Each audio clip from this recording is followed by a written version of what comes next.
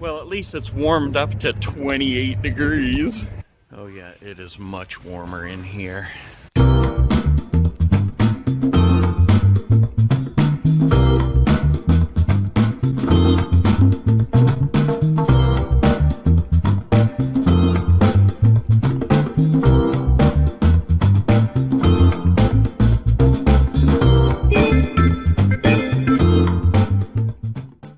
Here they got a whole store full of stuff. I actually looked around in here the other day, but I'm going to poke around anyway because I'm probably going to be here for a little while. Look at this. This is cool. Fifth wheel truck and trailer. That's about to scale too, because those things are absolutely huge. Look, a road trip journal. RV there yet? Let's see what that looks like on the inside. Not all who wander are lost. That's what I'm talking about. J.R. Tolkien. Life is an adventure. Oh, this is cool. It's got date, time, departing from, destination. I like that. And then over here you can journal. Me likey. Here's the state stickers. Now, I found one of these on Amazon that I like. But this you stick on the side of your rig. And then as you visit each state, you put a sticker on. That's a little bit smaller than what I want, though. I want one that's a little bit bigger than that. Look at these coffee mugs. I like this yellow one. Route 66.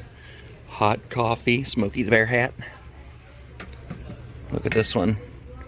There we go. There's the RV. That's pretty cool. I like those. Yeti travel mugs, that's what I need. But not for 30 bucks. Wait, look, we got a squirrel friend on this. Nuts about camping. Ooh, I like this one. Yeah. I like the stuff that looks like a cabin, you know, like from the woods and that. From the woods? That was weird. This one. Around the campfire. What happens around the campfire stays at the campfire. This is cool. A collapsible laundry basket. You got to account for every crack and crevice in an RV, so that would be good while you're not using it, but that would be for about a day. What is it? A center for ants? Look at this. It's called Save a Step. You apparently put it down under your steps. You know, the ones that fold out, like on mine, when you open the door and the steps come down. Because they're really not all that strong. I mean, they work, but you step on them and they go down. So I could see putting some of those underneath. Boogie lights? What the heck is this? Is that, oh, it's like undercarriage lights. I've never seen that on an RV before. However, I am pretty cool, so I might have to get that. But not today. Solar battery maintainer. Water resistant solar panel. Trickle charges your 12 volt battery. I need to learn about solar. Wi-Fi is definitely an issue on the go. When I was watching videos about these wine guards last night, there's actually something called a Togo. But it's through AT&T, I think. Apparently it's pretty good though. What we got here? Carry out G3. Here's like mats, rugs that you can use outside. Set up your chairs on there and everything. Look at this checkered one. That's pretty cool. I don't know that I would use that, but it's pretty cool. Sewer kits. Deluxe bayonet sewer kit. Something tells me I'm going to have to buy one of them too. I know stuff came with my rig, but I would feel much better about buying something new when it came to this. Vent lids. That's one thing I'm having them check out on the roof over there to make sure I didn't rip one of these off or break one when I hit those trees the one day. Yeah, because I know I have some enormous ones like this up there. So I wouldn't doubt it if I cracked it. That's just plastic there. Wait a minute, look what we have here. Holy crap. I just might have to buy that right now. Yeah, check that out. I am seriously considering getting that right now. A red Plaid RV mat. 6.5 by 20. I have no idea how much it is even. Look, there's portable misting systems for mosquitoes at campgrounds. What the heck? Sniff and stop. Scientifically enhanced natural pest deterrent. I'm definitely all about deterring the pests. Wait, look, they got a skeeter log. Oh my god. The mosquito beater. Oh, yum. Now we're talking. Toasty treats, burger griller, panini press. Holy crap. Original pie iron.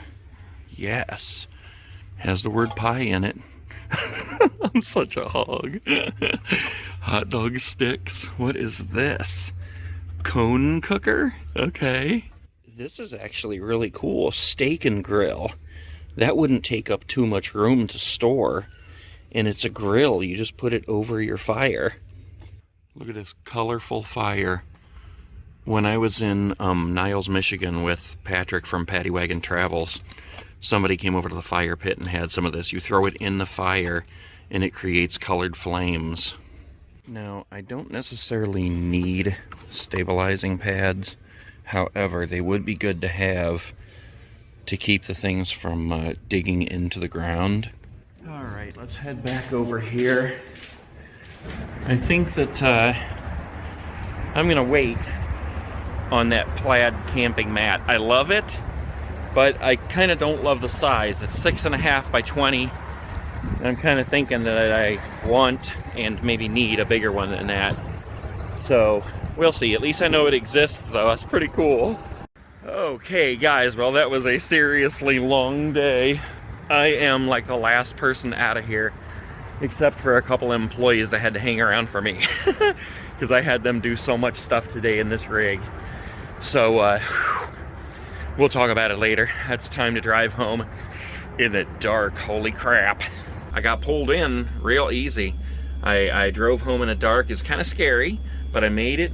And then when I got here, my brother came with me and stood outside and kind of directed me as I was backing in. But I did it really good. Got in really good, and I'm good to go. So, okay, guys. So it is a few days later here, and I've had time to kind of dissect this whole thing. Here's the work order they gave me when I left. And, you know, it was the end of the day. Everybody's trying to get out of there, including myself. I've been there for 8 hours.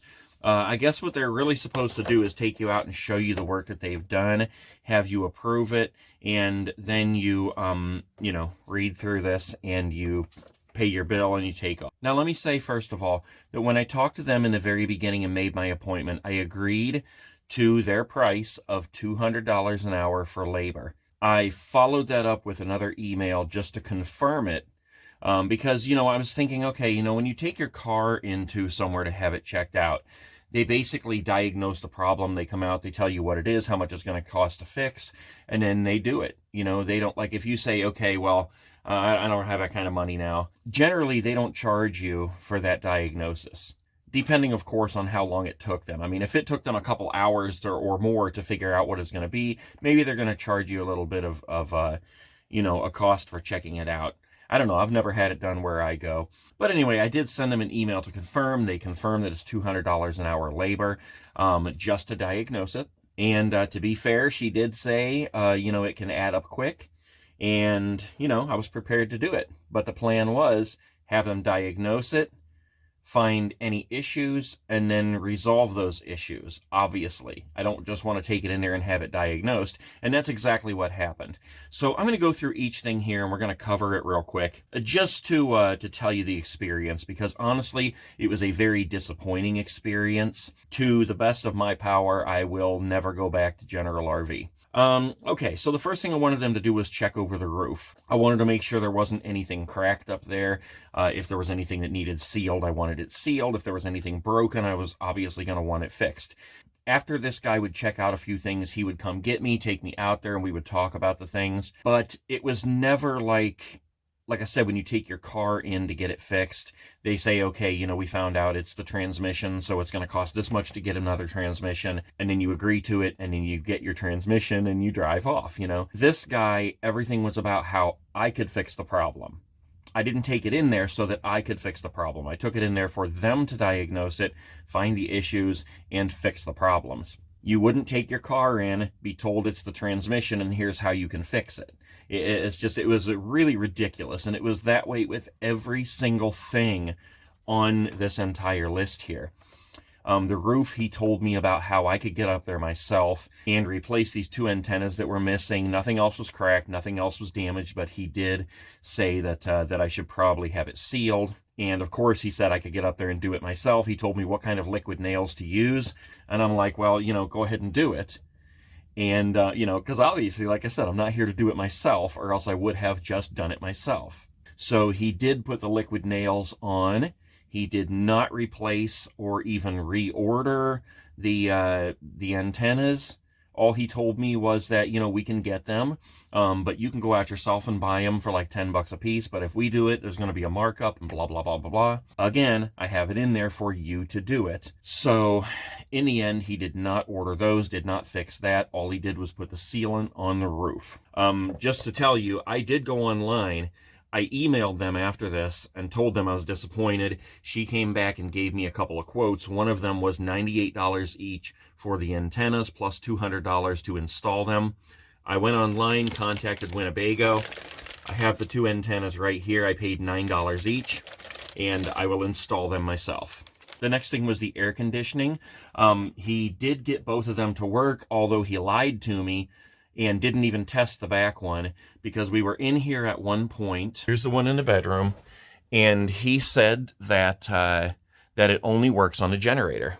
Now, that doesn't make any sense, guys. They're not going to build a rig that has 2 air conditioning units and only one of them works on a generator, because you cannot run the generator at the same time as being hooked up to shore power, like at a park or whatever. And I even questioned him about this. I said, that doesn't make any sense, because that would mean that if it's the dead of summer and you want to go to bed and you're at a park, you have to stop everything, turn everything off, unplug from shore power, turn on your generator, and only then can you run that air conditioner in your bedroom while you sleep.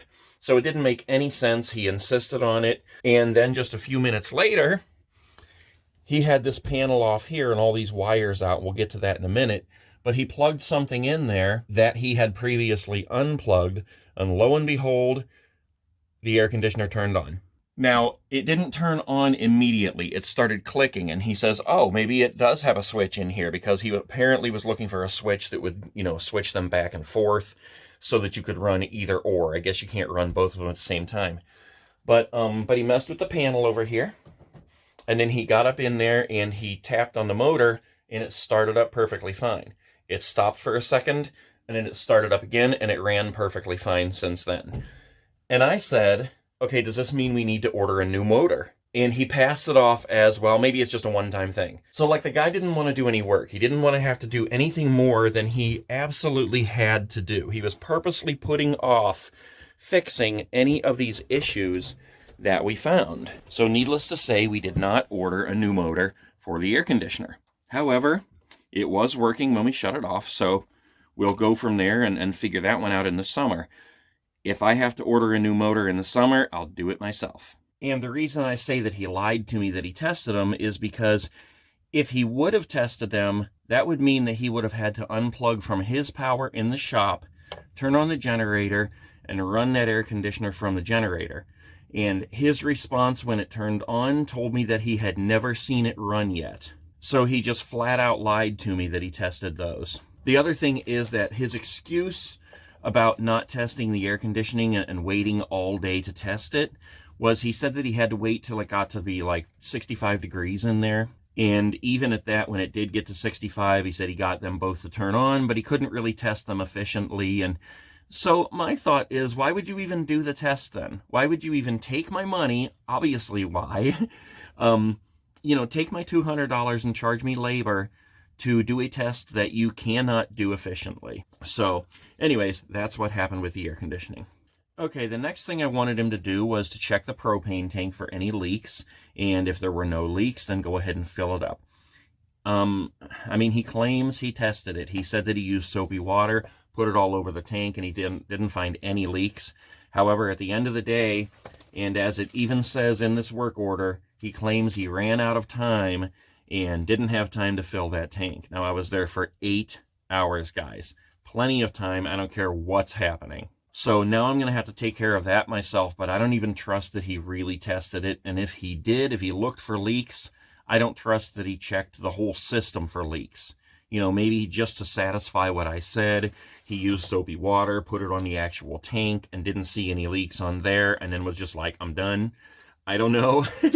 But I'm going to have to take it somewhere else and have the entire thing certified now. So again, I left without that tank even being filled, which is why I'm sitting here shivering right now doing this. It's so cold in here. The next thing is, let's see, the generator. It turns on from inside here, but will not turn off from inside the rig. What he said he thought that was, and let's go look at this a minute. Oh my gosh, guys, it is warmer outside than it is in the RV. Okay, let's just take this cover off here for a second. Yeah, I mean, I'd probably have to get under there inside a little bit and take a look around, but what he claimed was that he saw evidence that mice had been chewing on wires.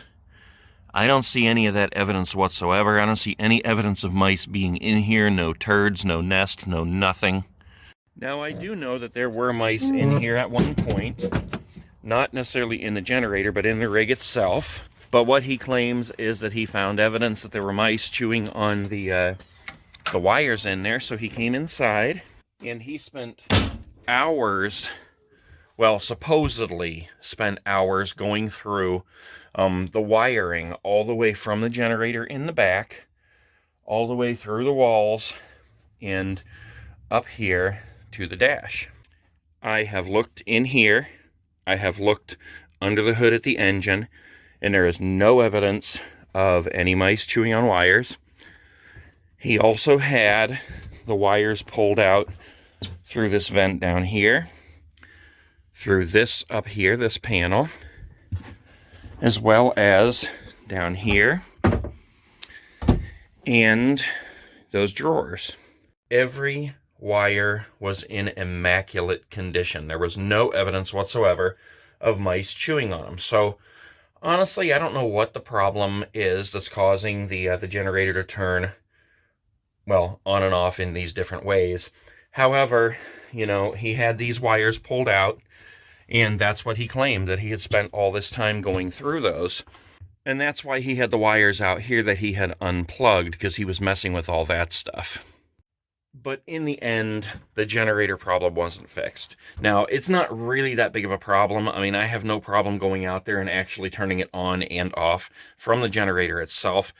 I don't plan on being anywhere where it's super cold, so that's really not that big of a deal. I just thought if he could fix it, it'd be great. But, you know, in the end, that wasn't fixed either. He did offer me the option of installing a new switch, running new wires in the bedroom, putting a new switch in there, at the cost of like $400 to $600. So no thank you on that one. The next thing on the list is the windows. There is a window in the bedroom back here that when you use the crank inside, it does not pull it all the way. It's a little loose there. So that was another thing I wanted him to look at, and there's actually a crank inside there that you turn that he did say that we would have to order that and then replace it. But again, at the end of the day, I hadn't been quoted on anything. Nothing was put in place to reorder it or anything like that. Next thing on the list was this molding in here, which he was calling the GIMP, and it was just pulling away in the corners on this window, that one here, and I believe this one over here. And what he did was he pulled it out, he put it back in, and just pushed it down and tightened it, and he told me that was good to go. This one over here actually still looks pretty good. However, he didn't tell me, and I saw on the work order where it says that in order to fix that efficiently, you have to reorder this stuff and then seal it again. So I don't know why he didn't tell me that. It was really weird communication with this guy. But again, I mean, that's something I obviously can do myself. I mean, I can do all of this stuff myself. But I took it in there to kind of get a kickstart on it, you know, and have them do it. And it just didn't happen. Let's go back in here for a minute, because the next thing on the list was, I pointed out this area over here, which has had some water get in there. And my concern with that was that it runs right over an electrical outlet. Now, I didn't realize this until I got in here and started messing around. But when I was looking at this area, I noticed that this window was actually open. So it probably sat open for a couple years, and that's where that leaking came from, because there's no evidence of any other leaking anywhere in this entire rig. It has been snowing and pouring down rain, sleeting and icing and everything else, and I've been in here every time the day after and checking everything out, and there is no evidence of any leaking inside the rig at all. This is where things get really crazy. Now, I don't know if this guy was looking at somebody else's rig at the same time, and he put the wrong information on there, or if he went out and had a good dose of meth, or, or what was going on. But this guy claimed in his reply to that right there that the windshield was pulling out. It was allowing it to leak. This whole area up here was rotted out. He said the whole windshield would need to be pulled out, resealed, and then put back in. And that is just the craziest thing I've ever heard. There is absolutely no evidence to back that up whatsoever. He would have had to remove all of this, like, headliner here and all of that up under there in order to see that. I have been through every crack and crevice in this place, looking at all this white carpet, and there is no evidence whatsoever of leaking. Even over here on the windshield, he claims the water's pouring in. This is all outside. You can see, well, I don't even know if you can see that stream of water, but that's outside. When I run my finger, there's no water on the inside anywhere.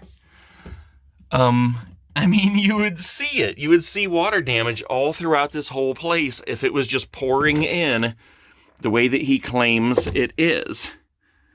And it's not.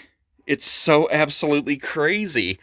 I don't have any idea what he was thinking or why he said that. This is the only water damage down here, and like I said, it came from the open window. So let's step back outside for a minute and continue with the window thing. Now, if you look up here, you can see where that rubber molding doesn't meet the end there. It's getting loose. That does need to be replaced. It goes across the whole top. And over on this corner here, it also is kind of bubbled up, so that does need to be replaced. But these windshields are not leaking in any way, shape, or form anywhere. I have been over this thing with a fine-tooth comb, and I just don't have any idea what this guy's talking about. The suggestion that he made with this windshield was that we needed to have somebody else come in from a glass company, and like I said, pull out the whole windshield, reseal everything, and then put it back in. And that was going to be probably about $1,000. Now, he didn't tell me it'd be $1,000. What he told me is that's something I could do myself. He told me where to take it, how to have it done. And he said that if we did it here, we just have them come in and they do it, and then we put a markup on it and we charge you. I didn't ask all that. You know, if it needed to be done, I wanted it done. That's why I brought it to them. And just to add this little tidbit, so strange. When I got home and I did call the place they suggested, I asked them about these windows, and I said, can you give me like a ballpark cost, you know, what it would cost to do that? And the girl said, oh, probably, you know, $300 per side and then sealing it and blah, blah, blah. And she said, but it can get more expensive. I mean, if one of the windows breaks and then we have to order it and we have to have it crated and blah, blah, blah. And I'm like, okay, well, just going on the way that you said that, I'm just curious. If you guys break my window while you're pulling it out, you do cover that, right? And she said, nope. She said, if they break my window while they're pulling it out, it's my cost. I have to absorb that cost and buy a brand new window. Now, I'm not going to tell you who said that right now, but so the last thing I want to tell you about, that was all the things that I brought it in for, that I requested they check out, find the issues, and find some resolve to those issues. But the one other thing I want to tell you about that the guy pointed out to me was that when he brought me in, he pointed out this stuff here. This stuff right here. Now, I've done some research on that. You can see if you pick it off, it's just a little divot there, a couple of them up here. And there are several of these in clusters around the entire RV in different areas. I've done research online to try to figure out exactly what that is. Nobody really seems to know. I think what it comes down to is that it was a manufacturing error that has happened in several RVs by whatever solution they use to mix up this gel coat or the fiberglass or whatever that is on there. You know, like they mix it up incorrectly or something, and then that just kind of forms over time. I think it does have to do with moisture, but, you know, it's a vehicle. You can't keep moisture off of it. But like I said, you know, you can see them throughout the RV in different areas, varying degrees of severity, I guess you'd call it. Really not that big of a deal. Up here it's chipping more. We got a little bit back here by the lights. Tiny bit back here on the corner. Nothing though, nothing else on the entire side there besides what I just showed you.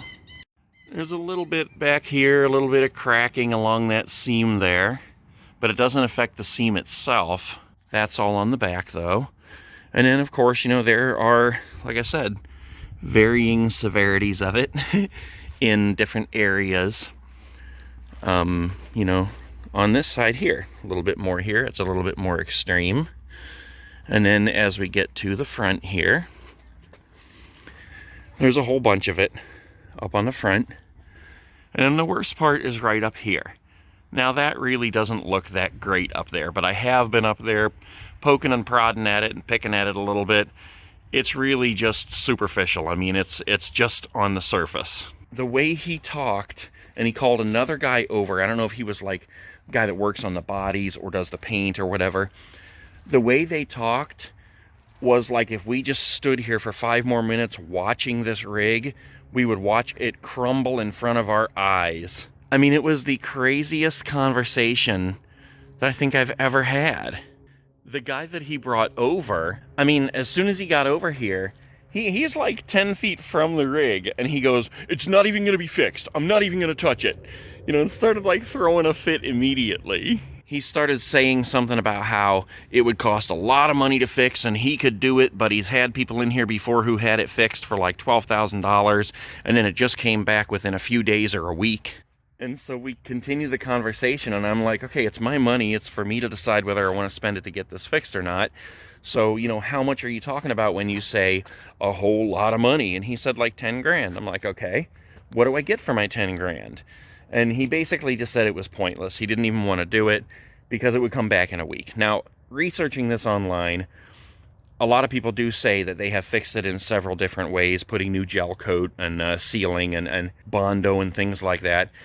And they said that for some reason, it always comes back. But I have seen absolutely no reports whatsoever of somebody saying, "Oh my God, this started, and then within 6 months, my entire wall fell down."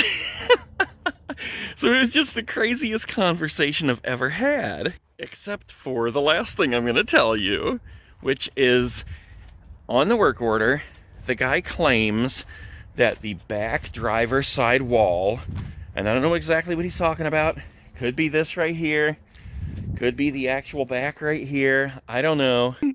But it's so comical because what he claims is the back driver's side wall is coming open and chunks are falling out. Now, guys, do you see anything that looks like that? Do you see anything coming open? Any chunks falling out? I have been on the roof of this thing.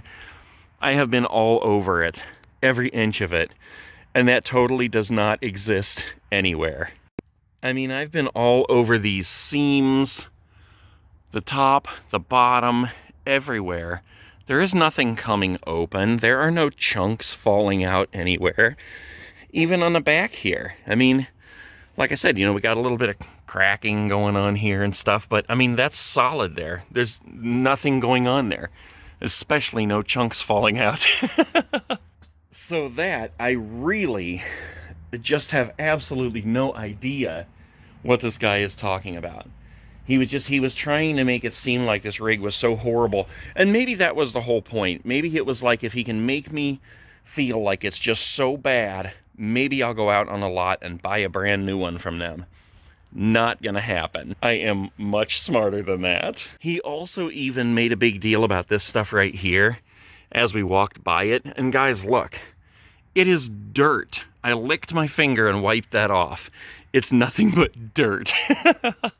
And just back to these little chips in the finish here.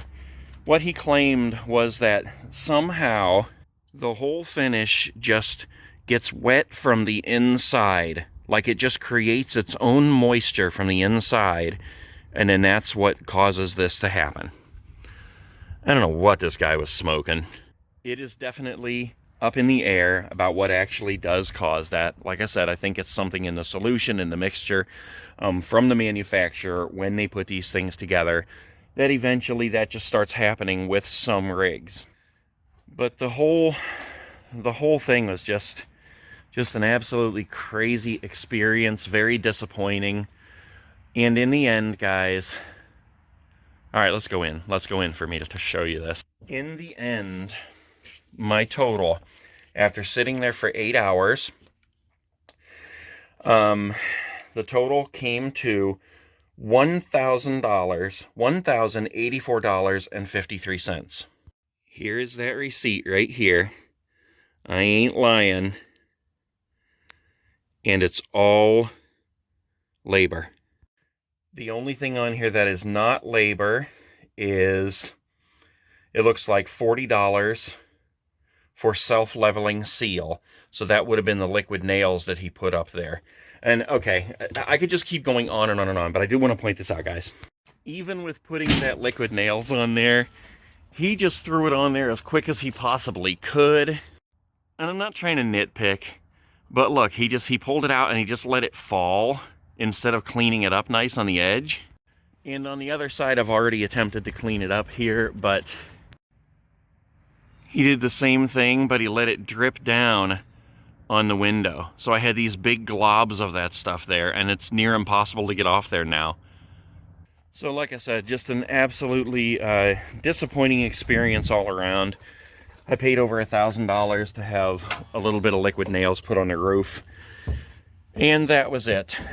But I did agree to the labor cost, and in the end, I would have to say, if you want my opinion, that is what their business model in that garage is based on. Keep people there as long as you can, diagnosing the problems, try your best to put all the problems off on them, try your best to sell them a new rig, and in the end, do as little repair work as humanly possible and make all their money on the labor costs. That's all I can assume. Over $1,000, guys. And I got nothing out of it except a little bit of liquid nails and the confirmation that I need to do everything in here myself.